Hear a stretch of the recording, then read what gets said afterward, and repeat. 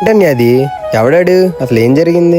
అందరి చేతుల్లో touch mobiles వచ్చాయి. జీవితం అలాగ ప్రశాంతంగా సాగిపోతుంది అనేలోపే మార్కెట్ లోకి ఒకటి దిగిందిరా. అదేరా కొత్తగా దిగిన జియో సిమ్.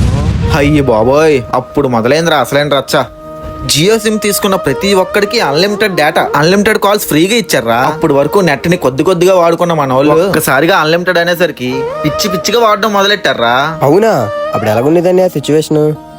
అప్పట్లో ఒక్కడి దగ్గర జియో సిమ్ ఉంటే చాలరా, వాడు చుట్టూ మినిమం 6-7 ఫ్రెండ్స్ తిరిగేవారు. ఎందుకో తెలుసా? వాడి ఫోన్ నుంచి హాట్స్పాట్ ఆన్ చేసుకుని వాడుకోవడానికి. వాడు అప్పట్లో మాకు దేవుడిలా కనిపించేవాడు రా. కానీ అన్లిమిటెడ్ నెట్ రానంత వరకు మనుషులు ఎలా ఉండేవారో తెలుసా? 5 కుర్రాలు ఒక దగ్గర కూర్చుంటే కబుర్లు చెప్పుకుంటూ సరదాగా హ్యాపీగా గడిచేదిరా. కానీ ఆ అన్లిమిటెడ్ నెట్ రానంత వరకు మనుషులు చాలా ప్రేమగా ఉండేవారురా. కానీ ఇప్పుడు చూడు, అదే 5 ఒక చోట కూర్చుంటే ఎవరికి వారు ఫోన్ లో బిజీ అయిపోతున్నారా. పక్కనున్న మనిషితో మాట్లాడడం మానేసి చేతిలో ఉన్న ఇంటర్నెట్ తో మాట్లాడుతున్నారా.